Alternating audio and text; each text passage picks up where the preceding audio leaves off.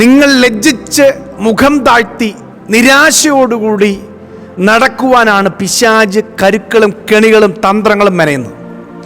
പക്ഷെ ഇന്ന് ദൈവം സംസാരിക്കുന്നു, അവൻ്റെ തന്ത്രങ്ങളെ കർത്താവ് പൊളിച്ചു കളഞ്ഞിട്ട് നിങ്ങൾ തല ഉയർത്തി നിവർന്ന് പ്രതിസന്ധികളുടെ നടുവിലൂടെ നടക്കാൻ പോവുകയാണ്. ആമേൻ. ഇന്ന് ശാലോം സന്ദേശം കേൾക്കുന്ന എൻ്റെ പ്രിയപ്പെട്ട സുഹൃത്തുക്കളെ, സ്നേഹിതന്മാരെ, അഭിഷിക്തന്മാരെ, സഹോദരിമാരെ, മാതാപിതാക്കളെ വന്ദനം ചെയ്യുന്നു. ദൈവം നിങ്ങളെ അനുഗ്രഹിക്കട്ടെ. പരിശുദ്ധാത്മാവിനോട് പറഞ്ഞത്, കുനിഞ്ഞിരിക്കുന്നവരെ നിവർത്തുന്ന ഒരു ദൈവം. ലൂക്കോസ് എഴുതിയ സുവിശേഷത്തിൽ ഇങ്ങനെ നാം വായിക്കുന്നു,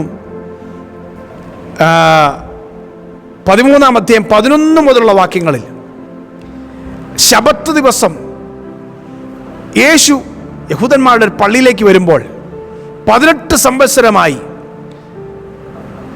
സാത്താൻ ബന്ധിച്ചിട്ട് ഒട്ടും നിവരാൻ കഴിയാതെ കുനിഞ്ഞുപോയ കൂനിയായ ഒരു സ്ത്രീയെ യേശു സൗഖ്യമാക്കുകയും, ഹല്ലേലൂയ.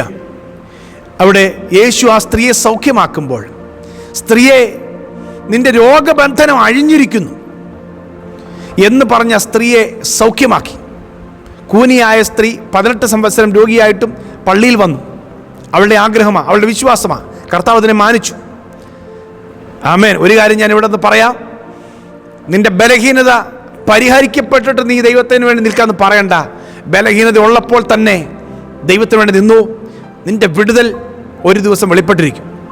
18 വർഷം ആയിട്ട് ഒരുപക്ഷെ പള്ളിയിൽ വരുന്നുണ്ടായിരിക്കാം. അന്ന് യേശു അവളുടെ വിഷയത്തെ കൈകാര്യം ചെയ്യുകയാണ്. ആമേൻ. നാളുകളായി ബന്ധിക്കപ്പെട്ട് കിടക്കുന്ന ചില വ്യക്തികളുടെ മേൽ ദൈവത്തിൻ്റെ വിടുതലിൻ്റെ കരം ഇന്ന് കർത്താവ് അയക്കാൻ പോകുകയാണ്. ബന്ധനത്തെ ദൈവം അഴിക്കാൻ പോകുകയാണ്. അവിടെ ആ പള്ളിയിലെ നടത്തിപ്പുകാരനോട് യേശു പറയുന്നൊരു വാക്കുണ്ട്, പള്ളിയുടെ പ്രമാണിയോട് പറയുന്നൊരു വാക്കുണ്ട്, 18 സംവത്സരമായി സാത്താൻ ബന്ധിച്ച ഇവളുടെ ബന്ധനത്തെ അഴിച്ചുവിടേണ്ടതല്ലയോ? പിശാചിൻ്റെ കെട്ടിൽ നിന്ന് ഇവളെ പൊട്ടിച്ച് ഇവളുടെ ബന്ധനം അഴിച്ച് ഇവളെ സ്വതന്ത്രയാക്കി വിടേണ്ടതല്ലയോ? അപ്പം 18 സംവത്സരമായി ബന്ധിച്ചത്, രോഗബന്ധനം എന്ന് പറഞ്ഞത് സാത്താനായിരുന്നു ബന്ധിച്ചത്. ആമേൻ. ചില രോഗങ്ങൾ സാത്താന്യ ബന്ധനത്താൽ ഉണ്ടാകുന്നുണ്ട്. ഹല്ലേലൂയ. ദൈവദാസന്മാരുടെ ഒരു ലാംഗ്വേജ് അല്ല, ബൈബിൾ പറയുന്നു, യേശു പറയുന്നു. ലൂക്കോസ് എഴുതിയ സുവിശേഷം 13-ാമത്തെ അധ്യായത്തിലെ വാക്യമാണ് ഞാൻ പറയുന്നത്. 11 മുതലുള്ള വാക്യങ്ങളിൽ സാത്താൻ 18 സംവത്സരമായി ബന്ധിച്ച് കൂനിയാക്കി കളഞ്ഞു. ഹല്ലേലൂയ. എനിക്ക് നന്നായിട്ട് അറിയാം, നിവർന്ന് നടക്കുവാൻ, കാര്യങ്ങൾ തൻ്റെ ഇടത്തോടും അഭിമാനത്തോടും ചെയ്യാൻ കഴിയാത്ത വിധത്തിൽ ലജ്ജിച്ച് തലതാഴ്ത്തി നടക്കത്തക്ക രീതിയിൽ പ്രതിസന്ധിയിലൂടെ, അപമാനത്തിലൂടെ, നിന്ദിക്കപ്പെടുന്ന അനുഭവങ്ങളിലൂടെ, ചില മലിനകരമായ സാഹചര്യത്തിലൂടെ അപവാദങ്ങൾ പറഞ്ഞ് പരിഹസിച്ച് പിശാച് ഒതുക്കിയ ചില വ്യക്തികളുണ്ട്.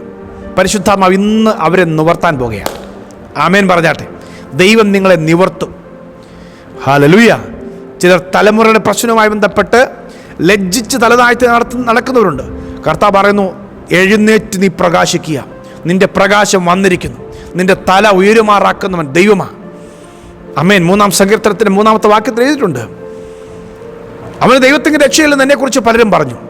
നീയോ യഹോവേ എൻ്റെ മഹത്വവും എനിക്ക് ചുറ്റും പരിചയം, എൻ്റെ മഹത്വവും എൻ്റെ തല ഉയർത്തുന്നവനുമാകുന്നു. ദൈവം നിങ്ങളുടെ തല ഉയർത്തുന്നവനാകും. തകരുവാൻ തളരുവാൻ സ്വർഗം സമ്മതിക്കില്ല. ഹല്ലേലൂയ. 145-ാം സങ്കീർത്തനത്തിൻ്റെ 14-ാമത്തെ വാക്യത്തിൽ ഇങ്ങനെ എഴുതിയിരിക്കുന്നു, വീഴുന്നവരെയൊക്കെയും യഹോവ താങ്ങുന്നു, കുനിഞ്ഞിരിക്കുന്നവരെയൊക്കെയും അവൻ നിവർത്തുന്നു. വീഴുന്നവരെ കണ്ട് പരിഹസിക്കാനാണ് ഒരുപാട് പേരുള്ളത്.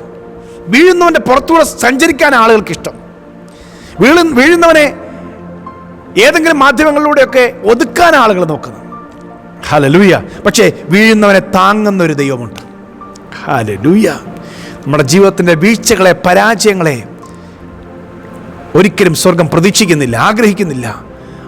അത് ആരും അറിയാതെ പൊക്കിയെടുത്ത് നമ്മെ നിവർത്തി കർത്താവിന് വേണ്ടി ഓടാൻ വേണ്ടിയാ ദൈവം ആഗ്രഹിക്കുന്നത്. വീഴുന്നവരെ യഹോവ താങ്ങുന്നു, കുനിഞ്ഞിരിക്കുന്നവരൊക്കെയും അവൻ നിവർത്തുന്നു.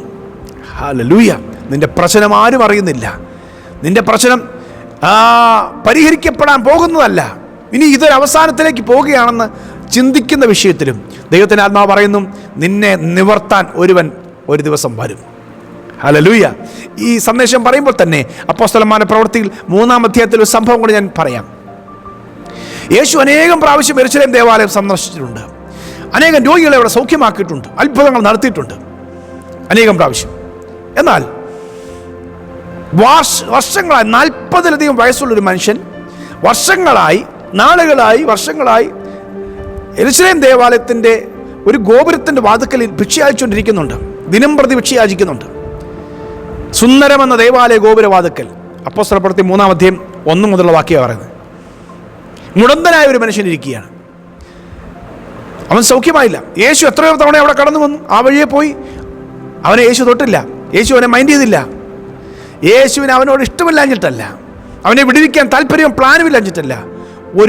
മറ്റൊരു പദ്ധതി ദൈവം അവിടെ കരുതി വെച്ചു. യേശു ക്രിസ്തു മരിച്ചു, ഉയർത്തെഴുന്നേറ്റു.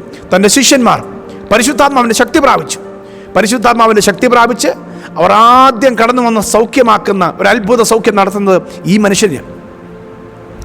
ഒരു കാര്യം പറയാം, ദൈവം പോലും നിന്നെ തള്ളിക്കളഞ്ഞ് ഉപേക്ഷിച്ചു എന്ന് പറയുന്ന ചില വിഷയങ്ങളുണ്ടല്ലോ. ദൈവം തള്ളിക്കളഞ്ഞിട്ടല്ല, നിന്നെ വിടുവിക്കുവാൻ നീ പ്രതീക്ഷിക്കാത്ത ചിലരെ ദൈവം കരുതിയിട്ടുണ്ട്. യേശു തൻ്റെ ശിഷ്യന്മാർക്ക് വേണ്ടി ആ കേസ് വിട്ടു. ഹല്ലേലൂയ. ആ ശിഷ്യന്മാർ വന്നപ്പോൾ പത്രോസും യോഹന്നാനും കടന്നു വരുമ്പോൾ അവൻ്റെ കൈക്ക് പിടിച്ച് അവനെ എഴുന്നേൽപ്പിച്ചു. അവിടെ അത്ഭുതത്തിൻ്റെ തുടക്കം ആരംഭിക്കുക എന്ന് പറഞ്ഞാൽ തുടക്കമാകുകയാണ് ശിഷ്യന്മാരിലൂടെ വലിയ അത്ഭുതങ്ങൾ. ഇന്ന് വിശ്വസിക്ക്, പലരും കണ്ടില്ല, പലരും ഗൗനിച്ചില്ല, പലരും ഓർക്കുന്നില്ലെന്ന് പറഞ്ഞുകൊണ്ട് നിന്റെ വിഷയം ദൈവം അറിയാതിരിക്കുന്നില്ല. നിന്നെ വിടുവിക്കുവാൻ, നിന്നെ നിവർത്തുവാൻ, നിന്നെ ആനന്ദിക്കുമാറാക്കുവാൻ ദൈവം ഒരു ദിവസം വെച്ചിട്ടുണ്ട്. ദൈവം ഒരു വഴി കണ്ടുവച്ചിട്ടുണ്ട്. ആമേൻ പറഞ്ഞാട്ടെ. ആമേൻ. ഹല്ലേലൂയ. ഒരു കാര്യം കൂടെ പറയാം. ഹന്ന എന്ന് പറയുന്ന ഒരു സ്ത്രീ പഴയ നിയമത്തിലുണ്ട്. ശമൂവേലിൻ്റെ അമ്മയായ ഹന്ന. ശമൂവേലിൻ്റെ 1-ാം പുസ്തകം 1-ാം അധ്യായത്തിലും 2-ാം അധ്യായത്തിലും ഹന്നയുടെ ചരിത്രമുണ്ട്. ദീർഘനാളുകൾ പ്രതിയോഗി അവളെ മുഷിപ്പിച്ചിരുന്നു. പ്രതിയോഗി ആരാ എന്താന്നുള്ളതല്ല എൻ്റെ വിഷയം. പക്ഷേ ഒരുപാട് അപമാനം സഹിച്ചു. പക്ഷേ അവൾ ആലയത്തിൽ വരും, അവൾ ദൈവസന്നിധി വന്ന് പ്രാർത്ഥിക്കും. അവളുടെ സങ്കടം, ഹൃദയം ദൈവസന്നിധി പകരും. ഹല്ലേലൂയ. അവളുടെ പ്രാർത്ഥനയ്ക്ക് ദൈവം ഉത്തരം കൊടുത്തു. വർഷങ്ങൾക്ക് ശേഷം ആ ഉത്തരം ലഭിച്ചു കഴിഞ്ഞപ്പോൾ അവൾ പ്രവചിച്ചു പറഞ്ഞൊരു വാക്യം ശമൂവേലിൻ്റെ 1-ാം പുസ്തകത്തിൽ എഴുതിയിട്ടുണ്ട്.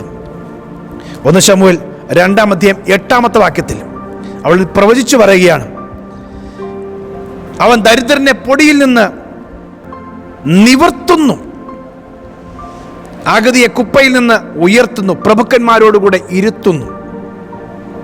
ഹല്ലേലൂയ. അവൻ ദരിദ്രനെ പൊടിയിൽ നിന്നും നിവർത്തുന്നു. പരിശുദ്ധാത്മാവിനോട് പറയുന്നു, ചിലര് പൊടിയിൽ കിടക്കുക, ദാരിദ്ര്യത്തിൽ കിടക്കുക, എന്നെ നിവർത്താൻ ദൈവം വരുന്നുണ്ട്. ആമേൻ. ദൈവം നിങ്ങളെ നിവർത്തും. ഏത് മേഖലയിൽ പരിഹാസത്തിലും നിന്നയിലും പല തരത്തിൽ ആളുകൾ വിഷമിപ്പിച്ച് മുഷിപ്പിച്ച് മാനസികമായി തളർന്നിരിക്കുന്നവരുണ്ട്. ദൈവം നിന്നെ നിവർത്തും.